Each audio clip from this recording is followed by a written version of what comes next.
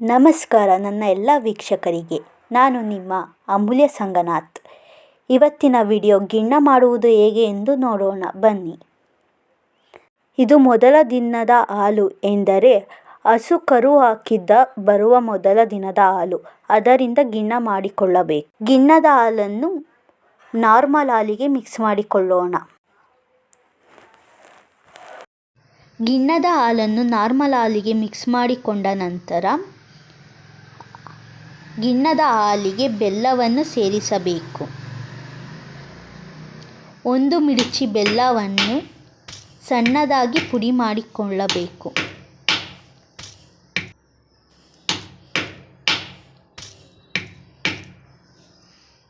ಸಣ್ಣದಾಗಿ ಪುಡಿ ಮಾಡಿಕೊಂಡ ನಂತರ ಬೆಲ್ಲವನ್ನು ಹಾಲಿನಲ್ಲಿ ಸೇರಿಸಬೇಕು.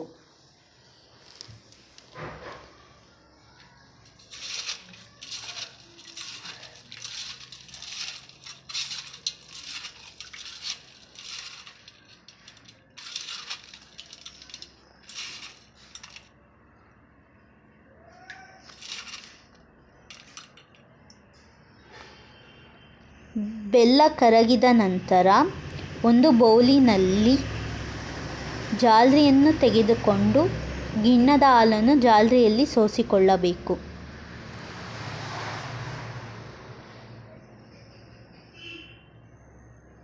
ಏಕೆಂದರೆ ಬೆಲ್ಲದಲ್ಲಿ ಕಸರು ಇರುತ್ತೆ ಅಂತ.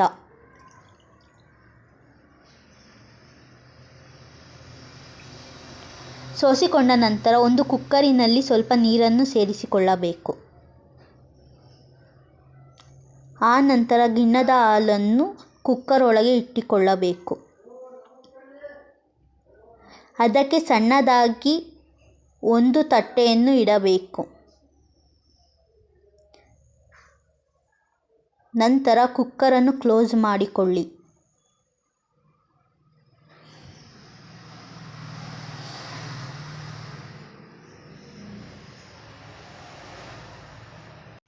ಇವಾಗ ಸ್ಟವ್ ಆನ್ ಮಾಡ್ಕೊತಿದ್ದೀನಿ.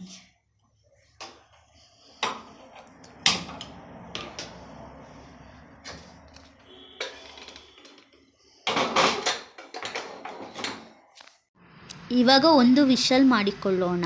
ಕೆಲವರಿಗೆ ಸಿಟಿಯಲ್ಲಿ ಗಿಣ್ಣ ಅಂದರೆ ಏನು ಅಂತಲೇ ಗೊತ್ತಿಲ್ಲ. ಹಳ್ಳಿಯಲ್ಲಿ ಕರು ಹಾಕಿದಾಗ ಹಳ್ಳಿ ಕಡೆ ಎಲ್ಲ ಗಿಣ್ಣ ಜಾಸ್ತಿ ಮಾಡುತ್ತಾರೆ.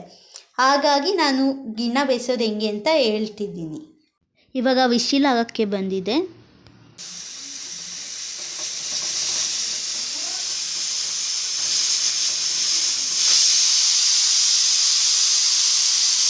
ಸ್ಟವ್ ಆಫ್ ಮಾಡಿಕೊಂಡು ಈಗ ಕುಕ್ಕರನ್ನು ಕೆಳಗೆ ಇಳಿಸೋಣ.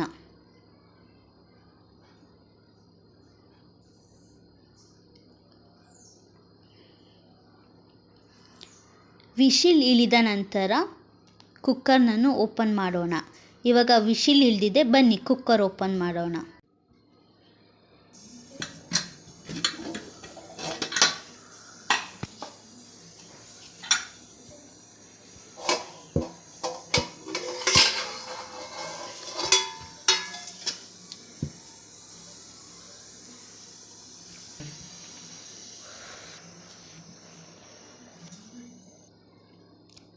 ಗಿಣ್ಣ ಚೆನ್ನಾಗಿ ಬೆಂದಿದೆ. ಗಿಣ್ಣ ಬಿಸಿ ಇದ್ದಾಗ ತಿನ್ನಲು ಹೋಗಬೇಡಿ, ರುಚಿ ಇರುವುದಿಲ್ಲ. ತಣ್ಣಗಾದ ನಂತರ ತಿನ್ನಿ. ಈಗ ಗಿಣ್ಣ ತಣ್ಣಗಾಗಿದೆ. ಗಿಣ್ಣವನ್ನು ಚಾಕಿನಿಂದ ಕಟ್ ಮಾಡಿಕೊಳ್ಳೋಣ. ನಿಮಗೆ ಯಾವ ಶೇಪ್ ಬೇಕೋ ಆ ಶೇಪಲ್ಲಿ ಕಟ್ ಮಾಡಿಕೊಳ್ಳಿ. ನಾನು ಸ್ಕ್ವೇರ್ ಶೇಪಲ್ಲಿ ಕಟ್ ಮಾಡುತ್ತಿದ್ದೇನೆ.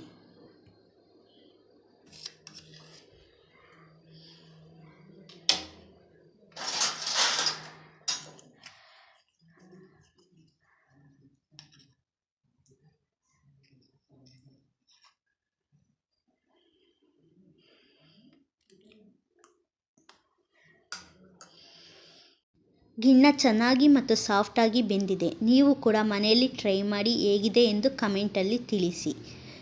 ಸಪೋರ್ಟ್ ಮಾಡಿ, ಸಬ್ಸ್ಕ್ರೈಬ್ ಮಾಡಿ, ಲೈಕ್ ಮಾಡಿ. ಇನ್ನೂ ಹೆಚ್ಚಿನ ವಿಡಿಯೋಗಾಗಿ ಕಾಯ್ತಾ ಇರಿ. ಧನ್ಯವಾದಗಳು.